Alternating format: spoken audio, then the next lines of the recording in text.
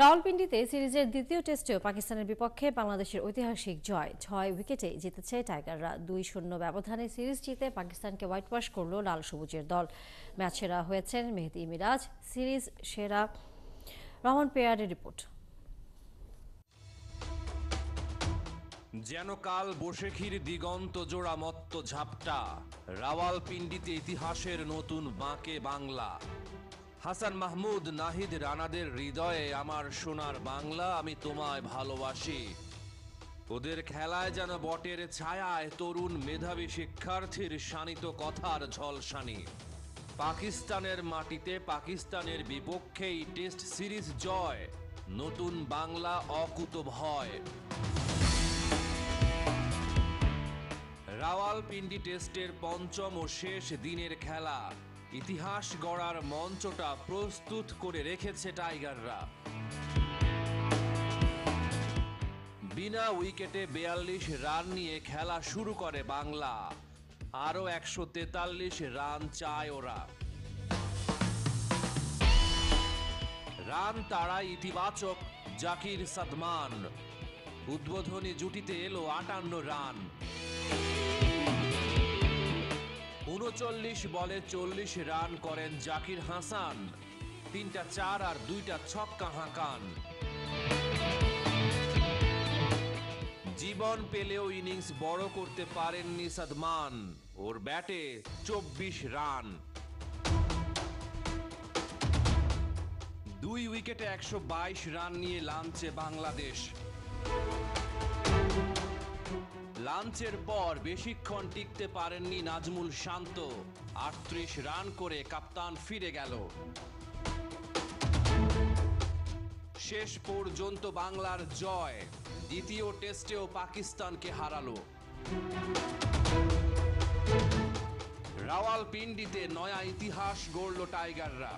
পাকিস্তানকে পাকিস্তানের মাটিতেই দিল বাংলা ওয়াশের লজ্জা।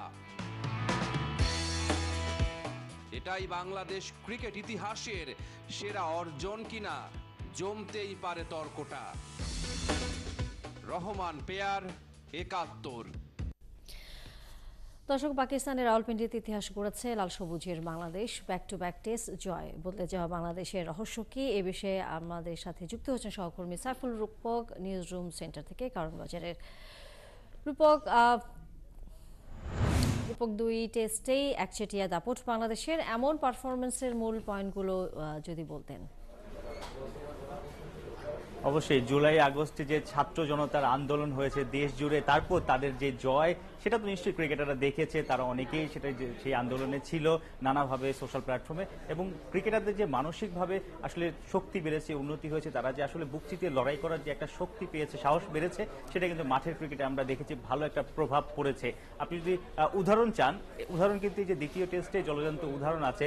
২৬ রানে ৬ উইকেট যাওয়ার পরে যে কোনো দলের যে কোনো টেলেন্ডার বা শেষের দিকের লোয়ার মিডল অর্ডার ব্যাটাররা কিন্তু চাপে পড়ে থাকার কথা, পড়ে যাওয়ার কথা। সেই জায়গাটাতে ২৬ রানে ৬ উইকেট যাওয়ার পরে বাংলাদেশের ২ ব্যাটার লিটন এবং মিরাজ যেইভাবে আসলে বুক চিতিয়ে লড়াই করলেন, কাউন্টার অ্যাটাক করলেন এবং ১৬৫ রানে দুর্দান্ত একটা পার্টনারশিপ করলেন, সেখানে কিন্তু বাংলাদেশের এই ম্যাচের একটা পার্থক্য গড়ে দেয়।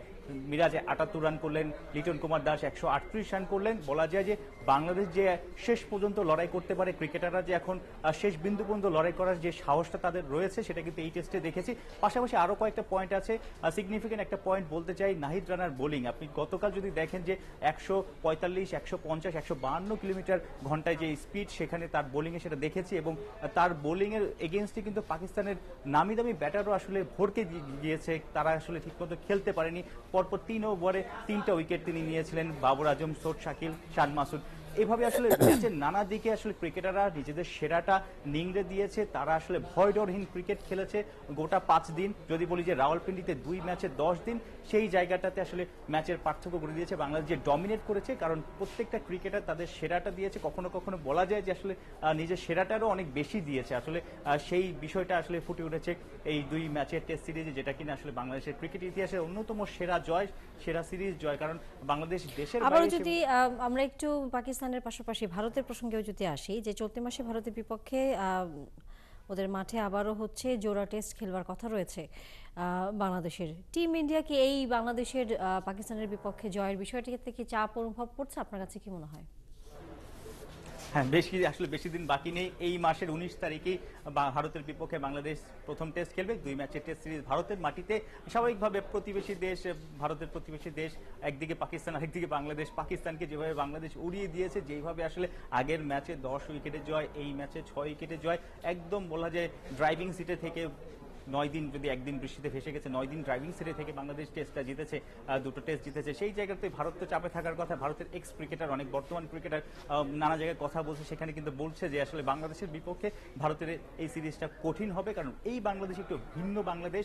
তাদের মধ্যে আসলে জয়ের একটা ক্ষুধা আছে, তাদের মধ্যে আসলে শেষ পর্যন্ত লড়াই করার মানসিকতা আছে, এবং বাংলাদেশ কিন্তু কখনোই ভারতকে টেস্ট ম্যাচ হারাতে পারেনি, পাকিস্তানকেও হারাতে পারেনি এই সিরিজের আগে। অর্থাৎ পাকিস্তানের কে আসলে টেস্ট সিরিজ হারাতে পারে বাংলাদেশ, সেই বিশ্বাসটুকু এখন আসলে আমরা প্রমাণটাই পেয়ে গেছে।